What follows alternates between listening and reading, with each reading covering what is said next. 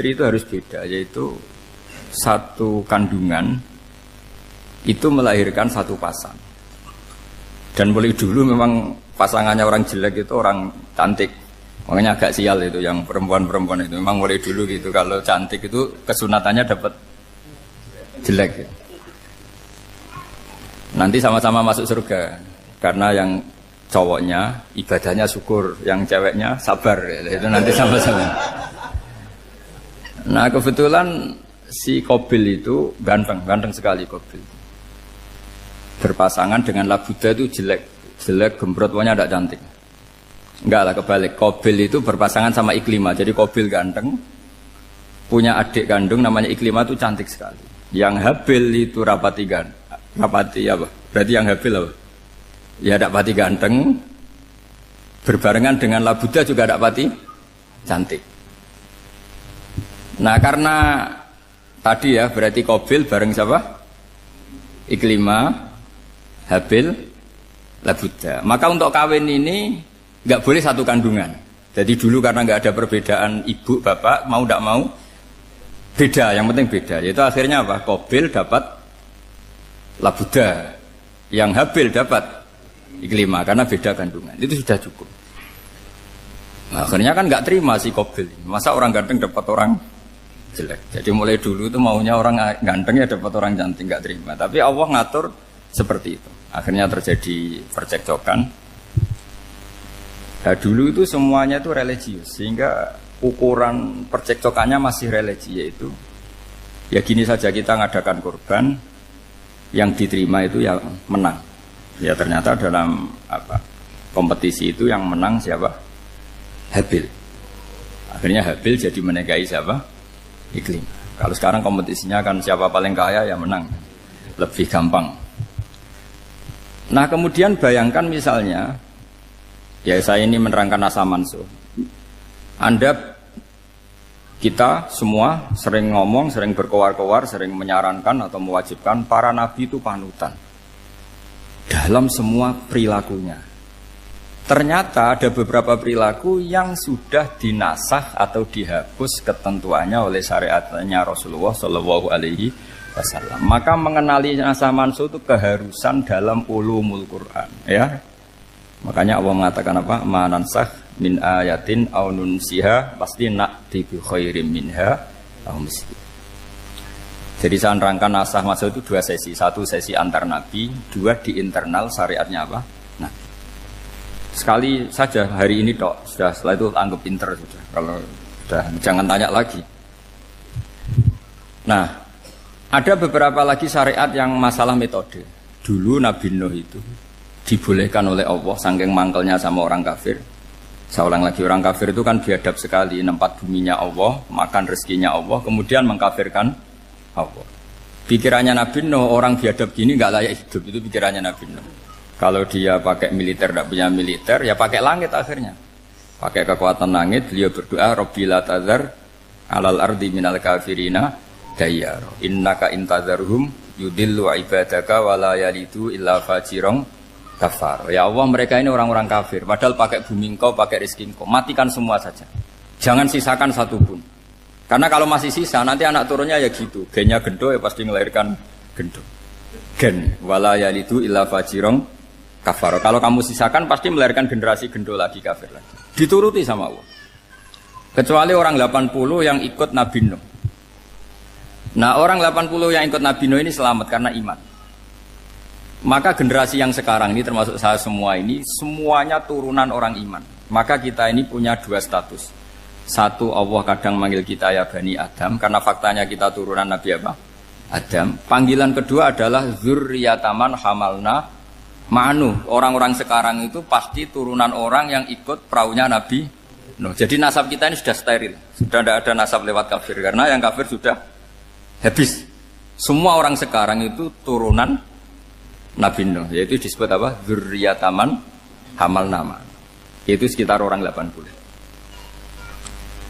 Nah, oleh Allah Subhanahu wa taala syariat seperti ini pernah dituruti, yaitu akhirnya mereka mati semua kecuali orang 80 yang mukmin. Tapi uniknya Allah apa? Era Rasulullah Shallallahu Alaihi Wasallam, Nabi kita Nabi Muhammad itu diutus rahmatan lil alamin. Ketika Nabi didustakan, diusir, disakiti, malaikat gunung, beberapa malaikat sing ahli adab spesial eksekutor lah kira-kira gitu. Muhammad, kamu bilang saja ke saya, kalau kamu ingin orang-orang Mekah Abu Jahal CS, saya hancurkan. Tapi apa kata Nabi?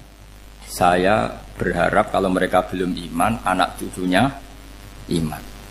Karena bagaimanapun sperma ya atau calon bayi atau calon keturunan itu kan ada fi aslabir rijal atau fi zuhurir rijal. Jadi kalau dalam ilmu agama itu gen manusia itu disimpan di zuhurir rijal di punggung lelaki. Nanti dipindah ke arhamin nisa. Logikanya gini. Ini dengerin ya. Logikanya gini, misalnya Abu Jahal itu di situ ada orang namanya Ikrimah, itu anaknya Abu Jahal, itu orang mukmin. Akhirnya ya jadi orang alim. Abu Lahab itu di rahimnya di punggungnya ada perempuan namanya Darroh, akhirnya juga orang mukminah. Saya berikan contoh. Khalid bin Walid itu anaknya Walid. Walid itu musuh besarnya Rasulullah, tapi di punggungnya ada orang bernama Khalid. Ini dengerin. Nah di punggung ini kira-kira Allah sudah tahu apa belum? Jawabannya sudah tahu. Artinya kalau ini mati atau kamu bunuh, kamu sebenarnya nggak bunuh orang kafir saja, bunuh calon orang mukmin yang sekarang masih bersemayam di punggungnya orang-orang kafir. Jadi bisa saja orang yang sedang kafir itu ada sekian calon generasi yang suatu saat mukmin. Itu syariat yang diajarkan ke Rasulullah SAW. Karena kasofnya Nabi, kasof itu satu kondisi di mana seorang Nabi itu dipertontonkan sesuatu yang nggak kelihatan. Itu dalam bahasa Arab kasof atau mukasyafah. Nabi dipertontonkan ternyata banyak orang kafir yang di punggungnya itu ada calon generasi mukmin atau muslim. Akhirnya Nabi nggak berani. Jangan bunuh. Mungkin bapaknya ada iman tapi anaknya iman. Betul, Abu Jahal punya anak Ikrimah, Abu Lahab punya anak Darroh, Walid punya anak siapa? Khalid. Itu mirip seperti kita, bapak era sholat, anak ETPK sholat, akhirnya bapak katut sholat. Banyak enggak di Indonesia, bapaknya tidak bisa baca Quran, anaknya hafid. Nah itu kalau bapaknya kamu habis, tidak ada yang meselin. Makanya biarkan hidup saja. Nah, artinya gini, andai kan tidak ada ulama yang menerangkan nasa mansuh, dikira syariat Nabi Nuh itu abadan mu'abbadat, selamanya lama. Sehingga main teror sama orang kafir sah berdasar Nabi Nuh, padahal kita sudah ganti Nabi, yaitu syariatnya Rasulullah SAW. Masyhur itu ketika Nabi ngendikan, saya tidak minta mereka dihukum, tapi ya Allah saya minta Allah mahdi qaumi fa innahum la ya'lamun. Mereka kafir itu karena tidak tahu. Sehingga ada periode. Loh kalau perang itu beda, perang itu konteksnya duel, itu tidak harus sama Abu Jahal, Abu Lahab. Ada penjahat mau bunuh kamu wajib perang enggak? Wajib. Penjahatnya meskipun muslim apa harus kafir? Meskipun muslim. Maka kata ulama fikih sebetulnya perang duel itu bukan syariat muslim sama kafir tok. Masih muslim sama muslim, misalnya ada orang mau merkosa istri kamu, terus dia pamit gini, saya muslim loh, beri hak loh. Enggak bisa. Saya penjahat loh, muslim, jadi kamu enggak boleh merangin saya, ngelawan saya kan muslim. Enggak bisa, tetap harus dilawan. Makanya kata ulama-ulama fikih, pertarungan sama musuh itu tidak harus sama orang kafir. Orang muslim pun yang mengganggu kehormatan kita, misalnya mau merkosa istri Anda, itu harus dilawan. Makanya Nabi ngendikan mangkutila duna mali fahuwa syahid, mangkutila duna harimi fahuwa syahid. Orang yang mati karena membela kehormatan keluarganya atau hartanya, maka dia mati syahid. Dan penjahat yang mati ini muhaddarun damu, diabaikan sehingga enggak kena kisos, membunuhnya enggak kena. Misalnya ada penjahat mau bunuh kamu duel menang. Kamu enggak kena kisos karena ini muhaddarun damu, diabaikan kehormatannya. Padahal dia muslim, apa? Muslim. Ini perlu. Jadi ini mengaji ini agak jelimet tapi gampang. Kan kalau paham enggak paham selesai, jadi enggak baca selesai itu. Sehingga kalau enggak ada nasa mansuh, maka orang selalu berpikir, pokoknya yang penting ikut Nabi. Lah itu bahayanya kalau Anda tidak tahu detail, jangan-jangan syariat yang kamu ikuti itu syariat yang sudah berstatus mansukhoh, telah dicabut. Dan itu banyak. Makanya kata Sayyidina Ali ketika ada orang ngajar gak tahu nasa mansuh, halakta wa ahlakta, kamu rusak dan merusak orang lain. Seperti tadi pernah ada kawin itu satu turunan, yaitu era Nabi Adam. Masa kita sekarang kawin sama satu turunan, kan nggak mungkin. Ya kan, pernah ada membumi hanguskan orang kafir, yaitu syariatnya Nabi Nuh. Itu dihapus oleh syariatnya Nabi Ibrahim dulu. Yaitu Nabi Ibrahim menghentikan apa? Faman tabi'ani fa innahu minni wa man asoni fa innaka ghafurur rahim. Ya, kalau orang ikut saya ya Allah ya pasti golongan saya. Kalau yang masih maksiat, masih balelo, saya berharap engkau ampuni. Akhirnya banyak orang kafir tobat. Coba era Rasulullah itu semua orang kafir Mekah itu kafir. Nabi belum wafat. Itu sudah ada 114.000 mukmin semua. Jadi Nabi menangi mayoritas orang menjadi mukmin dari mayoritas kafir. Yaitu disebut wara'aitan nasa yadkhuluna fi dinillahi afwaja. Andai kan Nabi Muhammad pakai syariatnya Nabi Nuh, bisa enggak mengislamkan orang sebanyak itu? Enggak bisa kan? Maka ini penting mengenali nasab mansur. Jadi periode cara wong Jawa maksud no tuntas. Robila tadar itu, pasot tuntas itu, menghabisi itu habis di periode Nabi siapa? Nuh. Syariat itu sudah enggak dipakai lagi. Yang dipakai apa? Faman tabi'ani fa innahu minni wa man asoni fa innaka ghafurur rahim. Lah Nabi Muhammad ini nabi yang kena khitab anit tabi' millata Ibrahim hanifah. Jadi masternya Nabi Muhammad itu mentornya Nabi Ibrahim. Sehingga syariatnya ya faman tabi'ani fa innahu minni wa man asoni fa innaka ghafurur rahim. Tidak syariat rabbil tadzar alal ardi minal kafirina daya. Jelas ya. Jadi mengenali nasa manso itu penting sekali karena kalau enggak Anda halakta wa ahlakta, kamu merusak diri kamu sendiri juga merusak orang lain karena menfatwakan hukum yang sebetulnya sudah berstatus mansukh. Hanya berdasar itu kan syariatnya nabi-nabi dulu. Syariat yang apa? Syariat yang enggak pernah terhapus hanya satu, usuluddin, yaitu tauhid. Itu sama. Tapi kalau syariat itu beda-beda atau furu'iyah itu beda-beda. Itu tadi saya beri contoh era Nabi dulu kalau ada pakaian najis dipotong, dibuang. Era Nabi Muhammad dicuci. Orang kafir dihabisi oleh langit. Era Nabi Muhammad nggak boleh, bahkan didoakan Allahumma hdi qaumi fa innahum la ya'lam. Di Qur'annya apa? Wa in ahadum minal musyrikin astajaraka fa'jirhu hatta yasma'a kalam Allah summa ablighu ma'mana. Jadi kalau ada orang kafir enggak boleh main dihabisin, mereka beri peluang untuk mengkaji kitabullah hatta yasma'a kalam Allah. Kalau mereka sudah berpeluang ngaji, harus summa ablighu ma'mana, harus dijamin keamanan. Ya, karena apa? Dzalika bi annahum qaumul la ya'lamun. Bagaimanapun mereka memang karena tidak tahu. Nah, kenapa tidak tahu? Enggak. Karena tadi mereka tertutup oleh kultur yang beratus-ratus tahun. Mbah-mbahnya mereka menyembah batu, menyembah berhala. Ya tahunya itu ya Tuhan. Bagaimana Anda bisa menjelaskan sesuatu yang sudah beratus-ratus tahun kan tidak gampang. Maka ada periode dimaklumi, apa? Kalau era sampean kan, mosok waktu disembah saking gobloknya orang, kamu lahir kan sudah nyembah Allah, tidak nyembah batu. Bayangkan kalau kamu jadi mereka. Wong perut kamu saja disuruh makan pizza sakit kok, karena saking lamanya makan sambal kan gitu. Kamu bilang perempuan Indonesia saja cantik kok, saking lamanya jadi orang Indonesia. Padahal orang Indonesia tanyakan orang Eropa, cantiknya di mana? Kamu lahir di Afrika, bilang orang Afrika itu cantik, tanyakan orang Eropa, cantiknya di mana? Hitam gitu kok. Jadi orang itu pasti terkooptasi oleh sekelilingnya. Orang Afrika akan bilang wanita Afrika itu cantik. Coba tanyakan orang Eropa, cantik apa enggak? Belas. Orang Eropa yang kulitnya gitu kata orang Eropa indah, kata sampean. Koyok anaknya kebo katanya boleh jadi. Jadi orang itu akan terkooptasi oleh sekelilingnya. Bayangkan kalau semua orang nyembah berhala terus kamu ndak, alasan kamu apa? Kan menentang mayoritas. Dan itu berat. Maka dimaklumi oleh Allah, dzalika bi annahum qaumul la ya'lamun fi manah roh. Nah, pemakluman ini yang mulai sekarang terkikis. Orang main pukul saja enggak mau ngaji. Enggak mau ngaji Quran secara kafah. Jadi fatwanya Islam kafah tapi ngajinya Quran enggak kafah.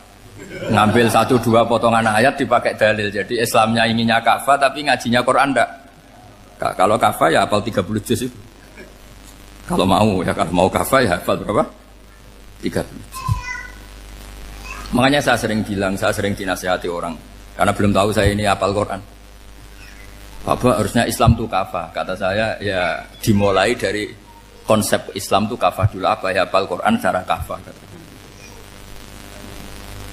Jadi ini penting saya utarakan. Bahaya sekali orang mengenali Islam tanpa mengenali nasah mansuh. Karena beberapa syariat Nabi sebelum kita itu berstatus mansukhah. Terus contoh berikutnya, ini nasah mansuh antar Nabi apa khusus internal Nabi? Antar Nabi aja agak selesai nih sampai subuh aja agak selesai. Contoh yang paling keren, mungkin cowok semua senang. Nabi Dawud dulu istrinya berapa? 99. Nah itu kalau masih halal itu kan berarti jenengan tuh punya istri berapa? Wah itu kan ngeri betul. Punya satu aja repotnya gitu, apalagi berapa? Punya 99. Terus kamu bilang gini, ini kan syariatnya Nabi Dawud, Nabi kan bisa diikuti. Pernah ada periode di mana seperti itu boleh. Jadi makanya mau tidak mau mengenali nasah mansuh itu harus. Kalau ndak ya kamu masih berkeyakinan boleh beristri berapa? Nah ini penting saya utarakan. Makanya Sayyidina Ali itu kalau ngetes calon mubaligh, kira-kira kalau Kemenak dulu inginnya apa? Sertifikasi apa? Mubaligh. Itu tanyanya gitu. Ta'rifun an-nassa wal mansuh, kamu apa tahu nasah mansuh? La. Jawabnya Sayyidina Ali, halak tahu ahlak tahu. Kamu orang yang rusak. Karena tadi takutnya ada syariat yang sudah mansukhah dipakai. Itu tadi misalnya kita ini tidak umatnya Nabi Nuh, tapi pakai syarat Robbila tadar alal ardi minal kafirina. Terus ketiga begini, misteri manusia itu. Dan ini kita tidak pernah tahu sampai kiamat, tapi ini ilmu harus kita diskusikan. Misalnya saya ini namanya Bahaudin. Saya sekarang hidup sampai 2019 sekarang. Kan hanya Allah yang tahu berapa turunan saya sampai kiamat dan statusnya kayak apa. Donald Trump juga gitu. Donald Trump itu sekarang kafir. Tapi kita tidak pernah tahu nanti turunan keberapa ada yang Muslim. Lah turunan yang calon Muslim ini diletakkan di mana kita tidak tahu.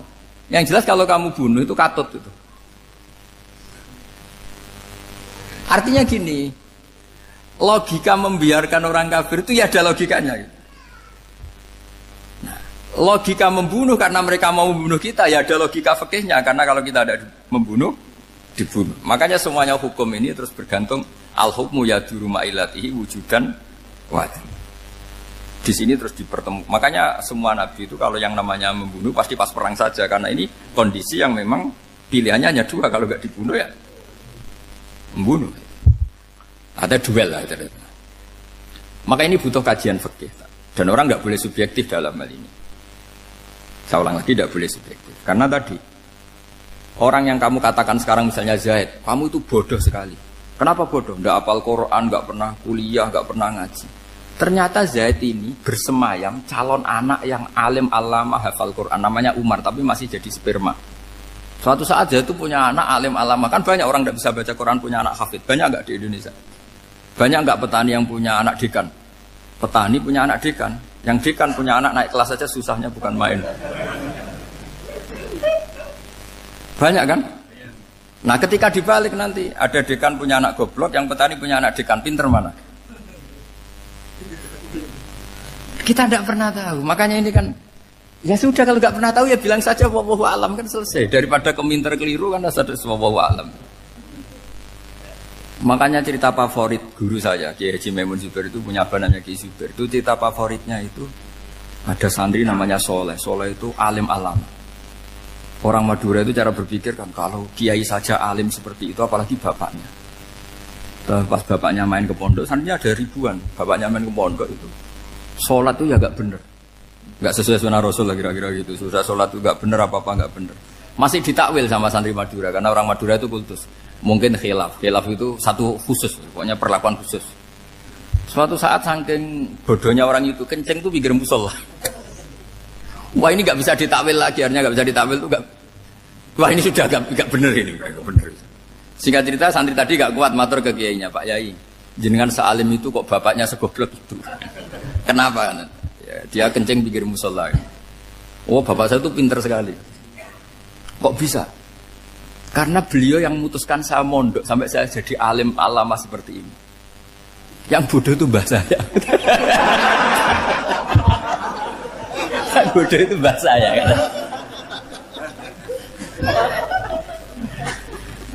Artinya gini, sekarang misalnya Anda dekan, atau Anda rektor, atau Anda profesor, atau Anda kiai top, mubalek kondang.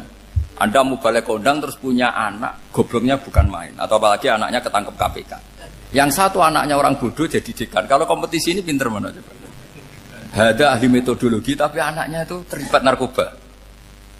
Yang ini petani utun, anaknya dekan. Kira-kira kalau dikompetisikan pinter mana?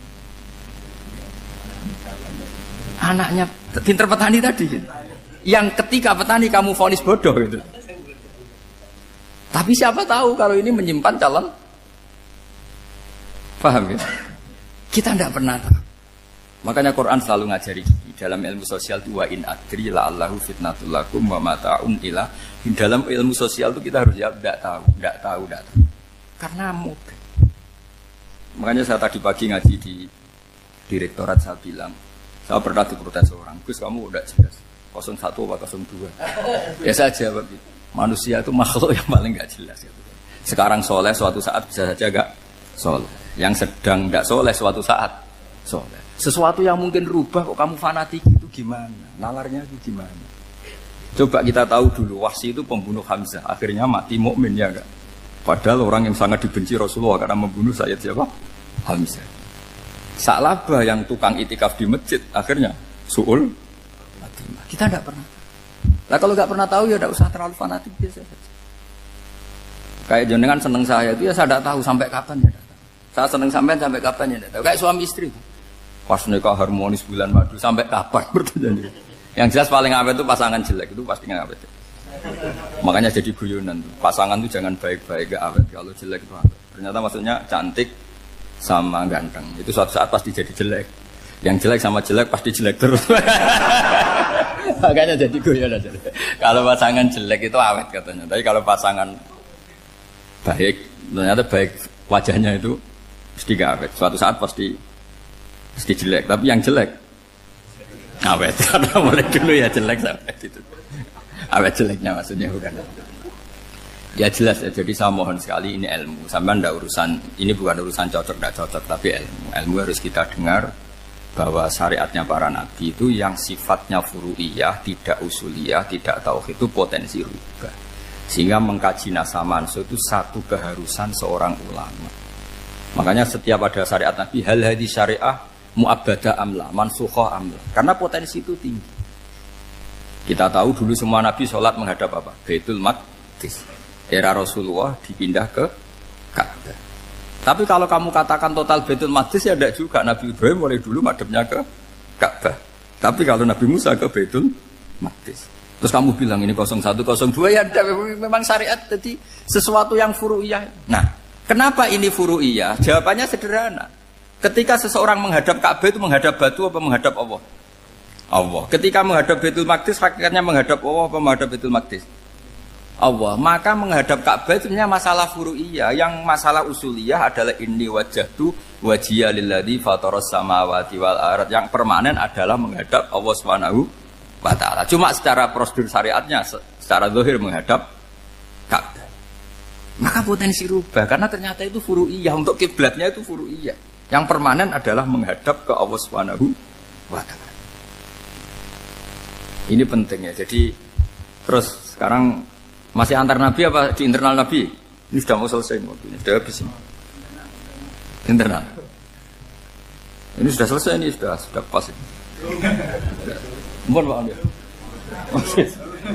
Oh. Jam ini sudah. Sampai mana tadi? Diteruskan apa enggak? Sudah ya, sudah kayaknya sudah. Biar kelihatan cerdas terus. Sekali pertemuan sudah pinter gitu. Berapa? Setengah jam sudah pinter gitu. Yang internal nabi apa antar nabi?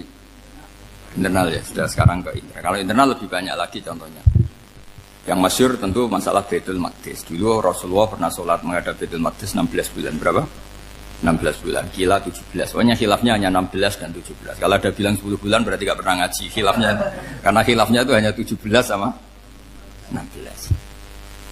Akhirnya sama Allah diminta disuruh menghadap ke Ka'bah.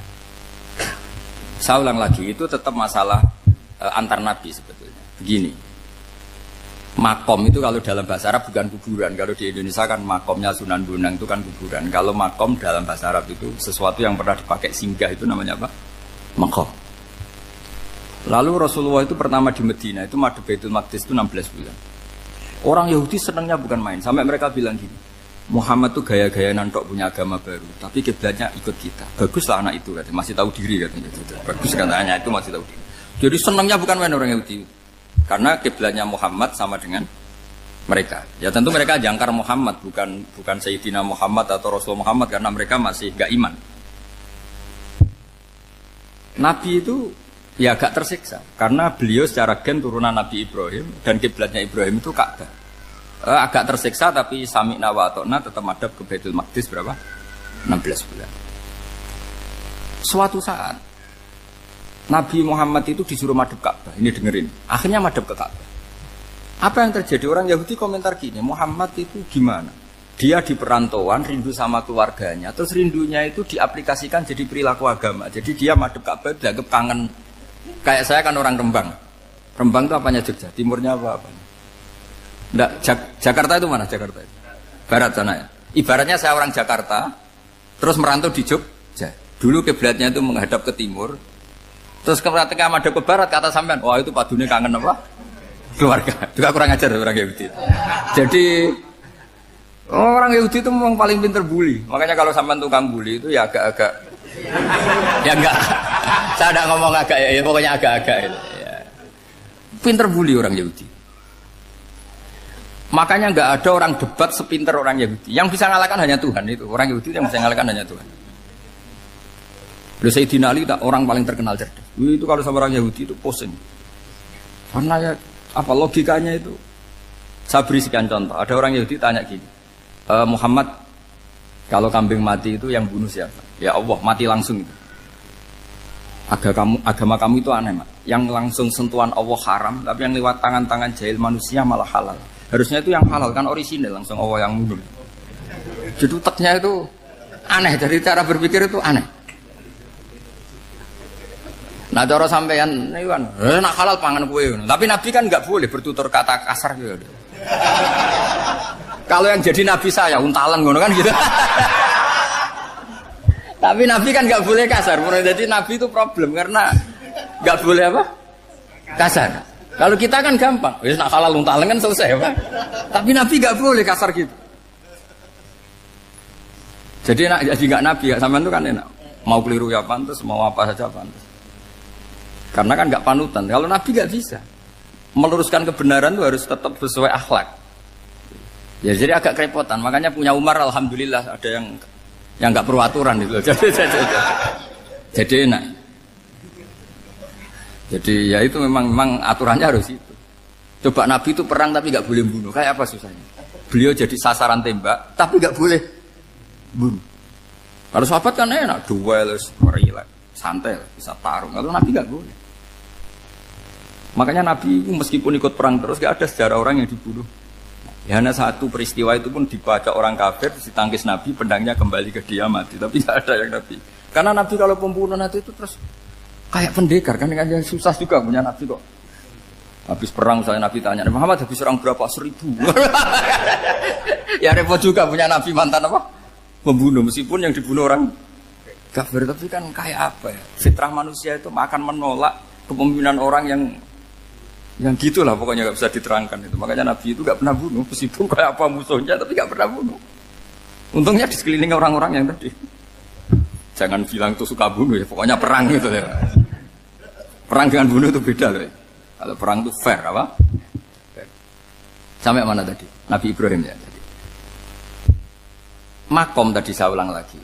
Nabi Muhammad menghadap ke Baitul Maqdis itu hanya Allah nuruti. Ini loh Nabi betul.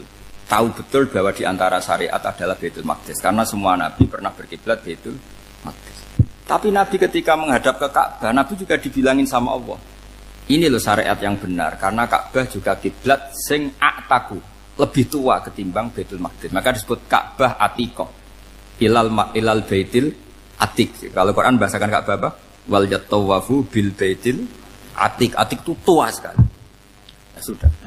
Ketika berstatus tua itu orang Yahudi seneng, mergo roh kelirune Muhammad. Mereka nantang, Muhammad ayo debat terbuka. Nabi rawuh. Bagaimana Anda bilang Ka'bah itu kiblat tertua? Wong Ka'bah itu pertama yang menghadap sana itu ya kamu. Semua Nabi menghadapnya ke Baitul Maqdis. Terus Nabi Muhammad mulai berargumentasi ilmiah tadi. Enggak, Ka'bah itu kiblatnya Ibrahim. Jadi Ibrahim dulu itu yang mulai dulu kiblatnya itu di Ka'bah. Terus orang itu tanya buktinya apa? Terus dijawab fihi ayatum bayyinatum maqam Ibrahim. Ternyata di situ ada jejak kakinya Nabi Ibrahim, yaitu batu yang diinjak beliau ketika bangun Ka'bah. Itu argumentasi ilmiah. Lah barang orang Yahudi kehilangan ilmu itu gobloknya orang Yahudi. Makanya yang bisa mengalahkan Yahudi hanya Allah Subhanahu wa taala. Wong Ibrahim saja golongan kita, pengikut kita. Ibrahim itu pengikut Yahudi. Wah itu Nabi mulai senyum-senyum, mulai tertawa-tawa. Wah itu goblok, orang terdidik. Karena itu ibaratnya kayak kamu bilang Soekarno itu pengagum Puan Maharani. Kira-kira seperti itu. Soekarno itu pengikut Puan.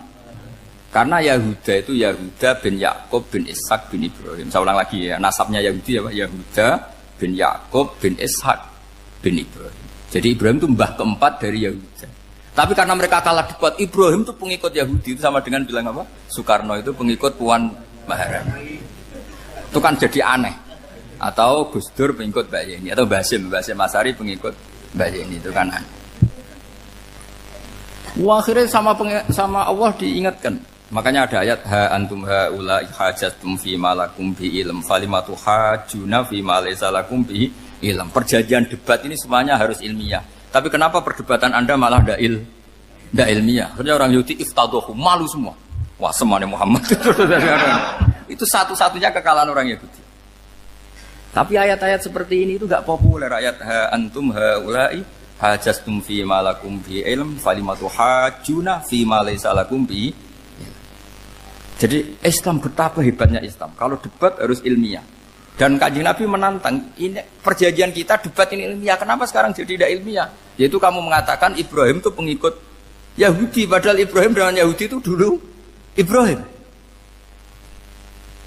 Bukan Yesus mat kalah mat, tapi tetap ra Islam. Tapi nah, makanya terus Ka'bah dibuktikan ketuaannya lewat apa? Fihi ayatum bayyinatum maqamu Ibrahim. Itu bukan makam kuburan. Karena makamnya Nabi Ibrahim tetap di Hebron, temudi Palestina. Kira-kira itu Palestina. Jare Israel yo ning Israel, mbah menang di. Jare ning Israel yo ning Israel, jare Palestina ning. Saya pernah ziarah ke sana di Hebron. Di makamnya Nabi siapa? Ibrahim.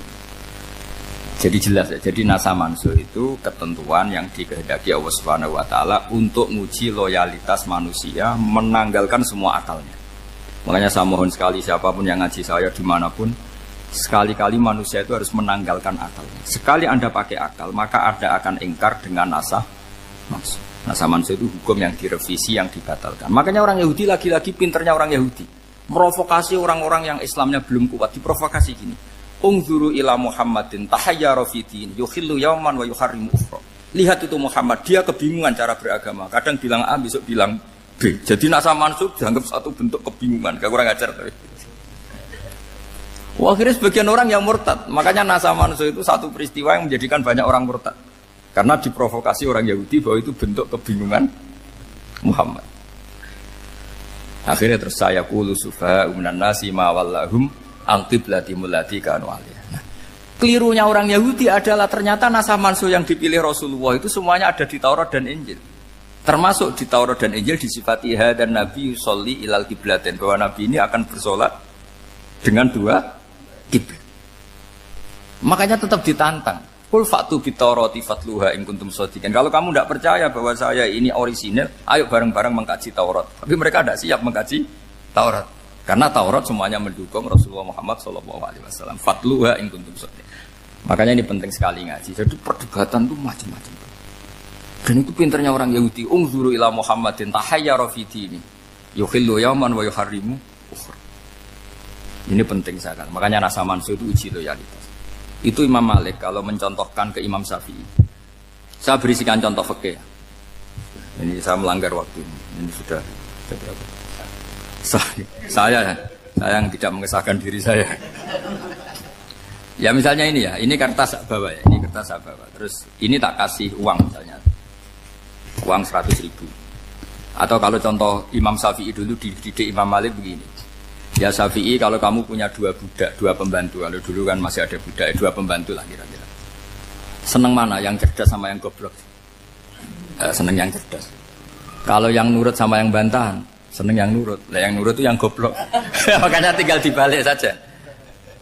Kamu tak beda ya. Seneng mana punya istri yang cerdas apa yang goblok? Coba jawab. Atau ibu-ibu mbak-mbak ini, seneng mana punya suami yang cerdas atau yang goblok? Kalau cerdas gak bisa diakali. Tapi goblok nurut tapi ya kadang di sini-sini kan di sini. Nah, itu kan antar manusia. Masalahnya kita menghadapi Allah Subhanahu wa taala yang semua kita pasti bodoh. Kita menghadapi Allah Subhanahu wa taala yang semuanya kita pasti bodoh. Allah jelas ngendikan wa kanal insanu dzaluman jahula. Manusia itu banyak dolimnya. Dolim itu sifat mubalaghah. Kalau orang dolim sekali dolim, kalau sering zalum, kalau jahil biasa jahil, kalau banget jahili jahul. Bahasa Arab kan gitu memang. Ghafir, pengampun biasa. Kalau ghafur selalu mengampuni. Syakir, makanya sifatnya Allah Ta'ala ikut wazan fa'ul semua. Ghafur, syakur. Atau diikutkan wazan fa'al. Kalau goblok biasa jahil, goblok banget jahal kan itu. Kafir biasa kafir, kalau kafir banget kafar. Ya, jadi wazan balagha itu bisa fa'al, bisa fa'ul ya. Kafirin, kafar atau kafur. Paham ya? Malah ngaji nahwu. Ya tapi ini memang perangkatnya ya. Ini kan perang mau tidak mau.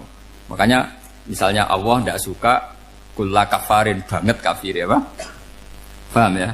Kulla khawanin banget khianate. Kalau khain khianat biasa, kalau khawan sering khianat. Lah manusia itu kata Allah apa? Zaluman. Wis banget dolime, banget bodoh. Itu kalau yang ngarang hikam mencontohkan tuh gini, manusia itu pas bener saja salah, apalagi pas salah. Jadi manusia itu kata Imam yang ngarang hikam itu, man itu kanat mahasinhu masawiyah, fakih fala takunu masawihi masawiyah. Ketika baik saja buruk, apalagi ketika buruk. Coba kalau ada orang dermawan sama teman-temannya, tanyakan istrinya, duit diambur-ambur, disekno konco ngalono bojo. Mesti itu. Teman yang sering silaturahim ke teman-temannya, kata temannya baik, senang silaturahim, tanyakan istrinya, oh meninggali wong. Jadi manusia pas baik saja ada buruknya, apalagi pas buruk. Makanya dulu bapak saya ngajarin saya istiqomah ya apik ya. Tapi kadang-kadang nak keterusan itu ora istiqomah ngangkangi, orang dia tidak punya kesempatan. Misalnya ada imam masjid imami terus sampai tua sampai mau mati. Itu istiqomah apa tidak memberi peluang yang lain? Tidak jawab aja. Jadi itu manusia. Jadi pas baik saja buruk, apalagi pas buruk. Kayak saya gini di sini ngajar baik, tapi saya ada sopannya harus di atas. Padahal banyak orang sepuh, ada Pak On, ada beberapa yang kan terpaksa nggak sopan. Tapi aman yang nyuruh, berarti aman yang dosa. Kemarin-kemarin saya minta di bawah supaya ganjaran saya utuh. Ini gara-gara begini ganjaran saya ini agak terkredit terdebet itu karena itu. Saya teruskan. Jadi manusia itu punya sisi itu karena manusia itu dzalum dan jahul. Wa kanal insanu dzaluman. Problemnya ini ngadepi Allah yang selalu pinter, yang kita selalu bodoh. Misalnya gini, kamu ditanya Allah. Ini contohnya Imam Malik. Ikla hadi sokhroh fa inna tahtaha dhahaban. Coba bongkahan batu itu kamu angkat, di bawahnya ada emas. Lalu budak yang pinter berlogika, oh disuruh buka itu karena ada emas toh. Berlogika. Kalau budak yang goblok enggak, ya disuruh ya diangkat saja. Ada emas apa enggak karena perintah ya diangkat. Yang satu nurut karena perintah, yang satu nurut karena ada emas, ada sesuatu. Logikanya suatu saat Tuhan itu hanya bilang gini tok, iklak hadis sokhroh, batu itu angkat. Yang nurut yang goblok permanen tadi kan langsung angkat. Yang pinter, ini ada apa lagi Gusti kok harus diangkat? Ya gak ada apa-apa, nyuruh saja kata Allah gitu. Oh ada bisa, sesuatu harus ada alasannya. Itu kira-kira mangkel loh agak. Oh mangkel. Nah, logikanya manusia seperti itu. Makanya dua murid pinter, di rakyat pinter, presiden ya susah mesti demo. Goblok ya susah sini uang. Ini kan nggak ada pilihan. Memang manusia itu nggak ada pilihan. Nah sekarang masalahnya gini di fikih ini saya kembali lagi ke fikih. Pertanyaannya secara fikih begini. Misalnya iddah. Iddah itu seorang perempuan ditinggal mati suaminya atau ditinggal atau cerai. Itu kan ada namanya apa? Iddah. Iddah itu memastikan apa tujuannya? Memastikan rahim itu steril dari mani atau sperma zaut awal. Supaya nanti kalau dinikah orang lain tidak terjadi ikhtilatul ansab, nasab. Oke, berarti iddah kita beri argumentasi secara ilmiah li baro'atir rohmi. Jadi misalnya Zaid menceraikan istrinya Sri dalam keadaan masih bisa haid. Iddahnya 3 kali masa suci. Wal mutallaqatu yatarabbasna bi anfusina salah satu guru. Lalu karena secara teori medis kalau haid berarti bukti tidak hamil. Apalagi kalau haidnya terulang-ulang sampai 3 kali pasti tidak hamil.